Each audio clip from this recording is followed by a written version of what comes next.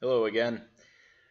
So, I finally saw the third season of Legend of Korra, and this has been a long time coming. It's hard for me to keep up with the Avatar series, and it's hard for me to keep up with a lot of TV in general, because I have a pretty busy schedule, so I can't just stay home to watch TV. And more importantly, I don't have access to cable, I don't have satellite, and I don't have internet at my house.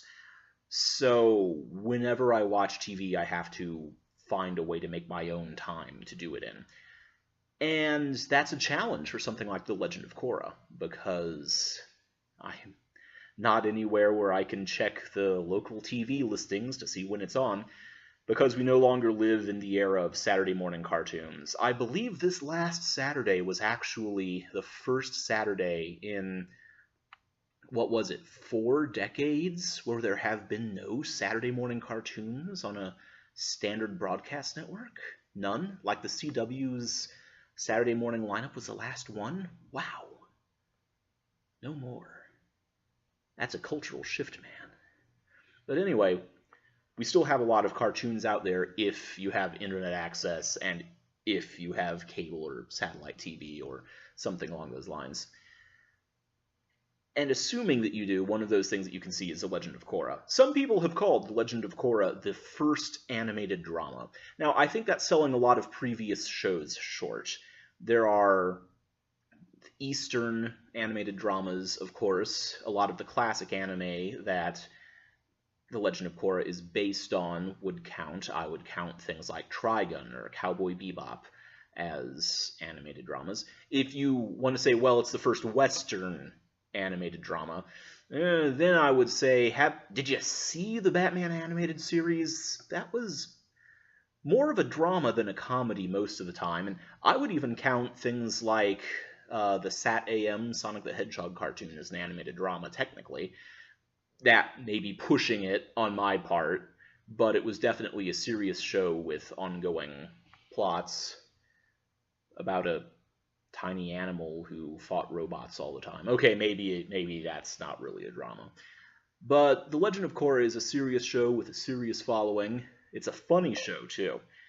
Now, what you need to know about the third season of Legend of Korra before I watched it is that I went into it really enjoying the first season of Legend of Korra, which I watched on DVD, and I was okay with the second season. The second season had much higher stakes than the first season, but it had lower personal investment. The first season of Legend of Korra felt like the enemy was making everything very personal. Amon was a threat not just to the Benders of the world, but Amon was a threat to Korra. Korra was scared of Amon.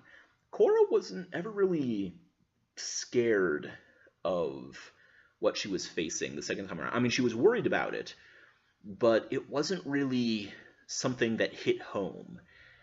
Now, granted, if she failed in the first season, it wouldn't have had as big an impact as if she had failed in the second season. The second season's stakes were global. They were earth-shattering, possibly literally. But it still didn't connect to me.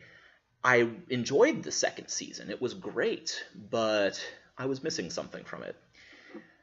I think the third season brought that back. The third season restored a lot of that personal connection that I felt the first time around. The characters had a lot more invested personally outside of the plots. There was a plot involving the ultimate fate of the Air Nomad Nation. There was a plot involving what the rest of the world has looked like, since we've spent most of the first 2 seasons focusing on Republic City and the United Republic.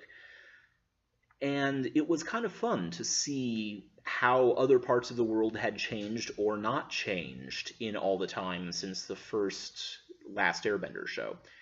So it was pretty cool. It was intense, and it really felt like a throwback to the kind of old serial adventures that the Legend of Korra tries to emulate sometimes.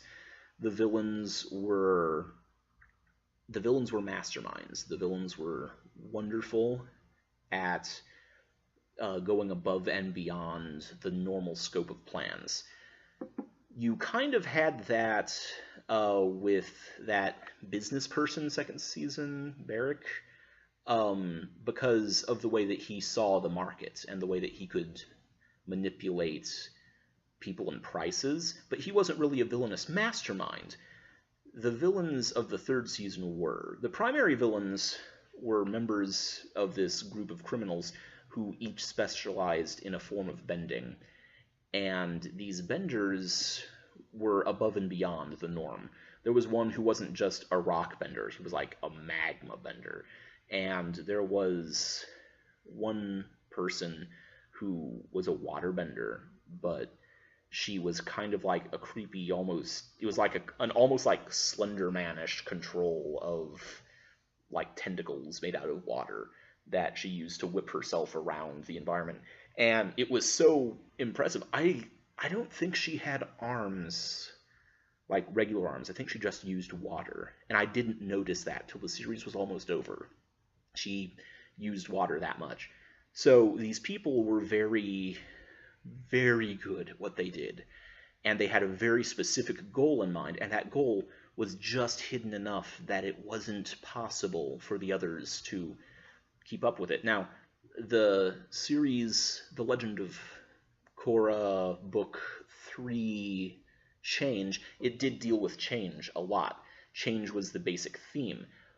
What happens when there is change?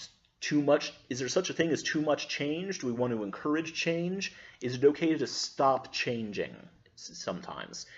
And it was really good at asking those kinds of questions. Now, it's really interesting that I finished it when I did. I finished it with something like 18 hours before the book 4 premiere. So I've already watched book 4's first episode by now, and I think I have a couple days to go before I can watch the second episode. Now that I've discovered that I can just watch these episodes online, I think I'm going to be able to keep up with Season 4.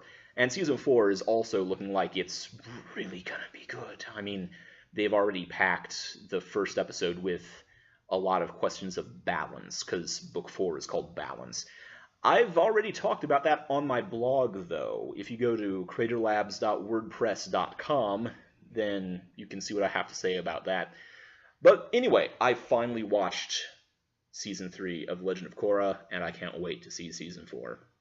Anyway, I'm about out of root beer in my mug here, so I think I have to go, and I will see you next time. Thanks.